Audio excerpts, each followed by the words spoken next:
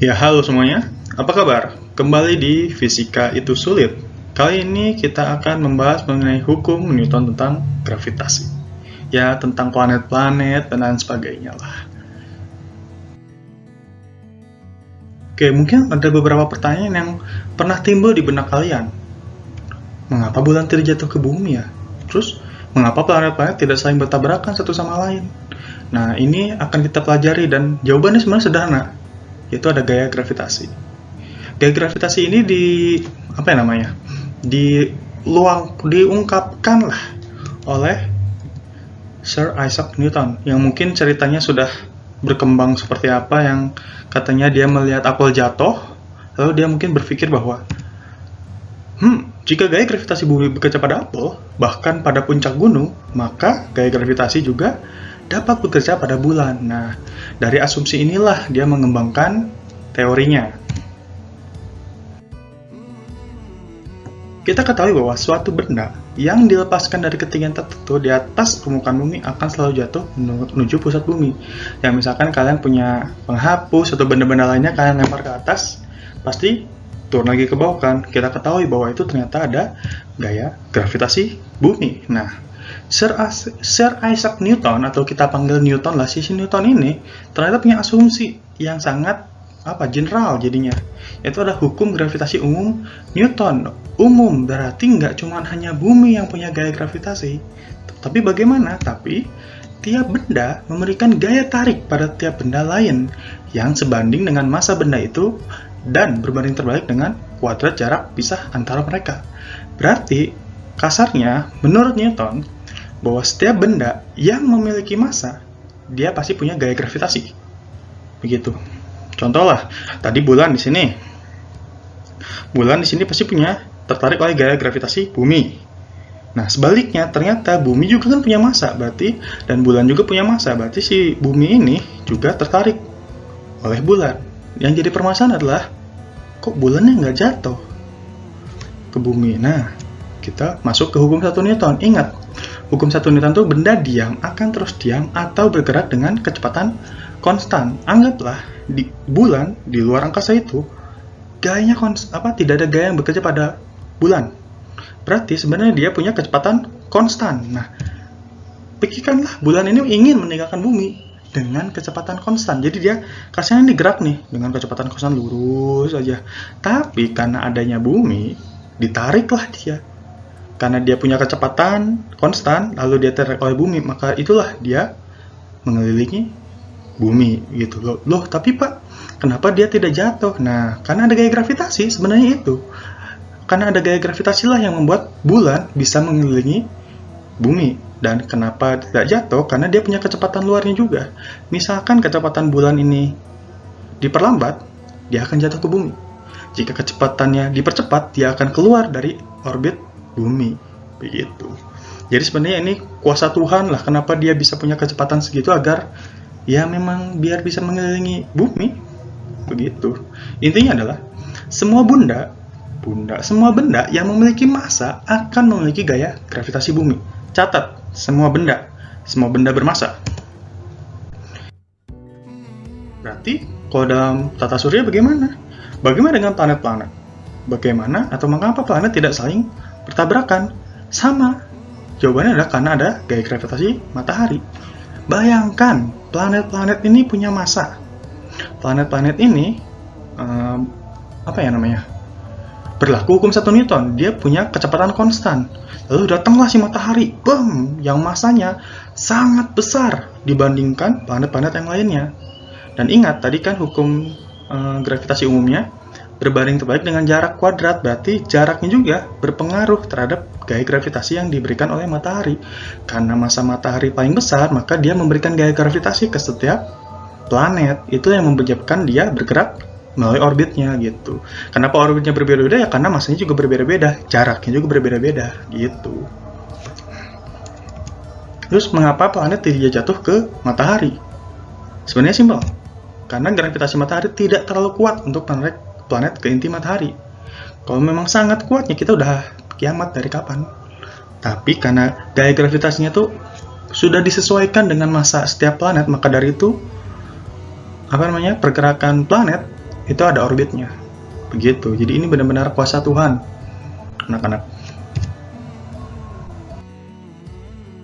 Selanjutnya, kita fokus ke kata-kata ini. Semua benda yang memiliki massa akan memiliki gaya gravitasi bumi.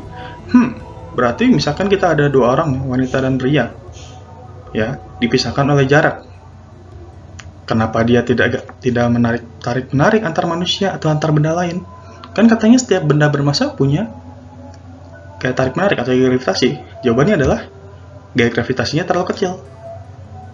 Jadi, biarpun kita punya massa, antar sesama kita kenapa tidak tarik-menarik secara fisika ya?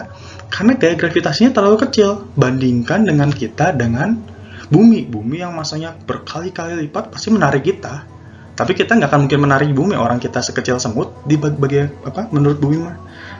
Lalu bagaimana kita membuktikannya? Nih, ini adalah rumus dari gaya gravitasi umum dengan keterangannya sebagai berikut. Ingat, G besar ini bukan percepatan gravitasi, tapi tetapan umum gravitasi yang nilainya 6,67 kali 10⁻11. Ingat selalu, karena ini selalu dipakai. Nah, Pak, dari mana tahu kita nggak ada gaya gravitasinya? Oke, bayangkan si laki-laki 70 kilo, si perempuan 50 kilo. Mereka dipisahkan 1 meter. Misalkan, kita pakai rumus yang ini. F sama dengan G sama dengan 50. F sama dengan G, G-nya kita belum masukin, M1-nya 50 kg, M2-nya 70 kg, per R-nya 1 dikuadratkan. Didapat, G-nya baru masukin kedua, dikalikan 350, per 1. Nah, 350 kali 6,67, sekian. Nah, ini adalah besar gaya gravitasi antar kedua manusia ini, yang berjarak 1 meter. Bayangkan, 10⁻11, kecil banget, tidak terasa. Maka dari itu, massa yang sangat besar pun belum tentu punya gaya gravitasi yang besar, tapi berpengaruh. Nah, beda ya, tapi berpengaruh gitu. Contoh soal. Dua bintang yang masing-masing memiliki massa M dan 4M terpisah sejauh D. Tentukan letak bintang ketiga yang berada di antara kedua bintang tersebut, tetapi tidak mengalami gaya gravitasi. Oke. Ada benda 1, benda 2, benda 3. Anggaplah benda 3 ini massanya A. Benda 1 M, benda 2 4M.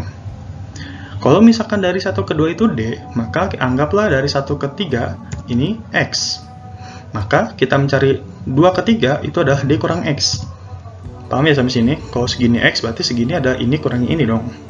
Oke, kita fokus ke benda 3. Di sini dikatakan tidak mengalami gaya gravitasi. Berarti gaya gravitasi yang diterima si benda 3 oleh benda 1 dan benda 2 menghasilkan 0. Maksudnya gimana? Maksudnya gini, benda 3 mengalami gaya gravitasi oleh benda 1. Benda 3 mengalami gaya gravitasi oleh benda 2. Kita sebut yang ini, yang biru ada F31, yang benda 2 ada F32. Gaya gravitasi benda 3 oleh benda 1. Bacanya gitu, makanya F31. F32, gaya gravitasi benda 3 oleh benda 2. Nah, ingat, kalau ada gaya gravitasi ini, berarti di benda 1 juga punya gaya gravitasi, F13, dan sebaliknya, benda 2 juga ada. Yang kita cari cuma 2 ini doang. Pakai apa? Rumusnya ini. Rumus umumnya pakai yang ini. Lalu gimana? Kita katakan tadi, tidak ada gaya gravitasi, berarti besarnya F31 sama dengan besarnya F32. Maka kita ambillah F31 sama dengan F32. Masukinlah. G-nya tetap. F31 kan lihat, gaya gravitasi benda 3 oleh benda 1 berarti massa benda 1 sama massa benda 3. Massa benda 1-nya M, massa benda 3-nya A. Yang F32-nya G-nya tetap, massa benda 2-nya 4M, massa benda 3-nya A. Bisa dicoret semua kan ini nanti. Terus R-nya X kuadrat. Ini kan R-nya segini. Kalau yang ini R-nya adalah D min X. Dikuadratkan. Ini bisa dicoret semua.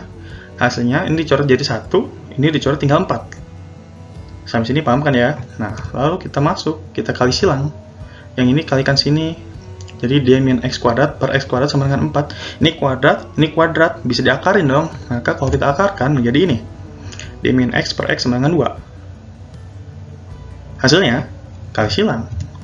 D min X sama dengan 2X. Ini X ketemu X. Bisa pindah ruas. Jadi D-nya sama dengan 3X atau X-nya sama dengan sepertiga D. Lalu bagaimana menjelaskannya? Maka letak bintang ketiga harus 1/3 dari total jaraknya kan D, antar kedua bintang diukur dari bintang pertama, gitu. Jadi paham ya, 1/3 dari D dari bintang pertama. Ini contoh soal yang agak susah. Yang gampang mah tinggal dikali kalian doang. Oh ya, misalkan benda tiganya kayak gini ya, ada 3 benda yang kayak gini, dia mencari F atau gaya gravitasinya. Mungkin di matematika sudah dijelaskan. Rumusnya adalah ini, rumus cos. F12 kuadrat tambah F13 kuadrat tambah 2 kali F1 kali F2 cos theta. Ini selalu pasti pakai ini. Udah nggak usah muluk-muluk, pasti pakai ini. Cari-cari F12, F13-nya kayak tadi, pakai rumus F sama dengan G kali M per R kuadrat. Kita masuk ke medan gravitasi. Medan gravitasi adalah ruang di sekitar suatu benda bermassa jika ada benda bermassa lainnya di dalam ruang tersebut akan mengalami gaya gravitasi. Dengan rumusnya ini, G sama dengan Gm per R kuadrat. Sama kayak gaya gravitasi, cuman dia nggak ada M yang kecil karena dia hanya fokus di satu benda. Benda yang punya massa pasti punya medan gravitasi. Tapi lihat, ini G kecil. Kalian teringat satu? Ya, percepatan gravitasi. Percepatan gravitasi adalah percepatan gerak benda akibat pengaruh gaya gravitasi. Lihat, gaya gravitasi ini pengaruh gravitasi. Bayangkan, di bumi. Di bumi pasti punya gaya gravitasi. Kalau bumi punya massa. Kalau punya massa punya gaya gravitasi. Kalau punya gaya gravitasi berarti daerah di sekitar bumi itu punya medan gravitasi. Nah, medan gravitasi bumi itu punya batasan kasarnya agar dia terpengaruh oleh bumi. Itu biasanya di antara permukaan bumi atau jari-jari dari pusat bumi. Berarti kalau di luar itu dia tidak akan tertarik ke bumi. Misalkan nih ada meteor nih, kalau dia nggak benar-benar menyinggung bumi, dia nggak akan jatuh ke bumi. Tapi kalau dia sudah masuk ke medan gravitasi bumi, dia akan masuk. Nah, saat dia masuk itulah dia akan terpengaruh oleh gaya gravitasi bumi. Nah, karena terpengaruh itulah dia akan punya percepatan gravitasi.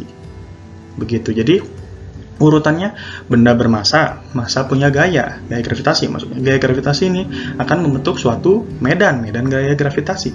Kalau misalkan medan gravitasi itu ada benda asing yang masuk ke medan tersebut, benda asing tersebut akan mengalami percepatan gravitasi karena gaya gravitasi itu. Lalu, bagaimana kita bisa mengukur kuat medan gravitasinya? Secara divisualisasikan. Oke, kita pakai garis-garis medan gravitasi. Ada 2, misalkan ini dan ini. Sudah terlihat kan ya bahwa yang gambar kedua memiliki garis yang lebih banyak, berarti kuat medan gravitasinya lebih besar daripada yang gambar yang pertama. Lalu lihat, bayangkan ya benda nih ya, dia masuk ke medan gravitasi, semakin ke sini, semakin sini, semakin sini. Nah, awalnya dari sini ya, lama-lama dia terhimpit oleh 2 medan gravitasi lebih dekat. Berarti semakin dekat dengan bumi semakin kuat medan gravitasinya, semakin jauh dari bumi semakin lemah medan gravitasinya. Dan ini nyambung ke potensial gravitasi. Tapi karena mungkin ya bosan dengerin kata Bapak, jadikan PR aja ya. Semoga kalian paham, ini konsepnya cukup kuat, tapi banyakkan soalnya hitungan, jadi semangat. Semoga paham. Terima kasih.